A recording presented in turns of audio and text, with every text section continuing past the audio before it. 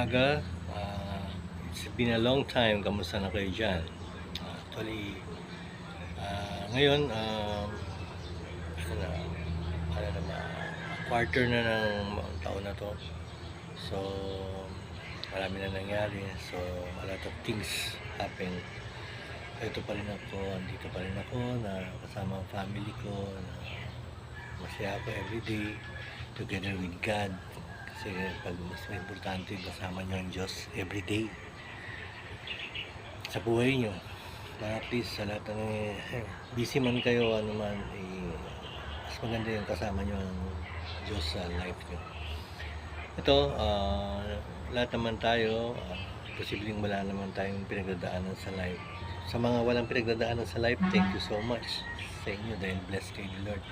And also, sa mga pinagdadaanan naman sa buhay, ganun din naman, blessed din tayo ni Lord. Kapit lang tayo, wag lang tayong bibitaw. Everything will find, and God is faithful all the time. So, grabe ang is the great, yung baga great yung faithfulness niya sa lahat sa atin. So, tumawag lang tayo sa Kanya, mag-pray tayo everyday sa life natin, pasalamat tayo sa nangyayari sa atin, whether good or bad. Humingi tayo ng guidance, humingi tayo ng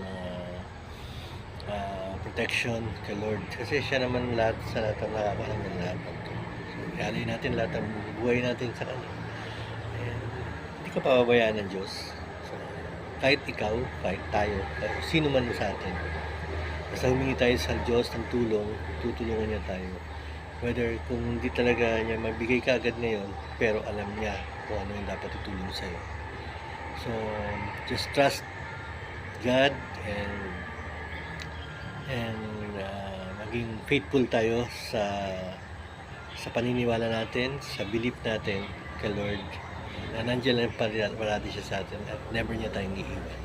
Maniwala kayo dyan.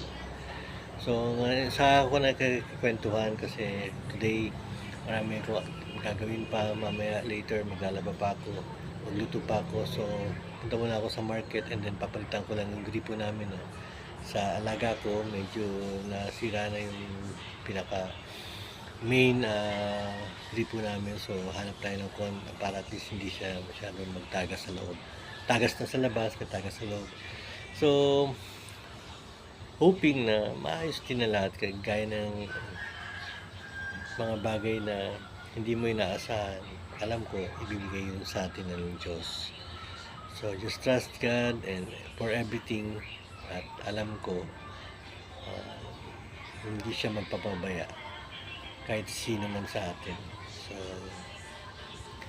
kumbaga, be grateful sa lahat ng bagay na bibigay niya o na nararamdaman mo everyday. So, yun, gusto ko rin sana, Lord, na gumaling na maayos yung anak ko, at the same time yung misis ko makarecover and mag-full treatment siya.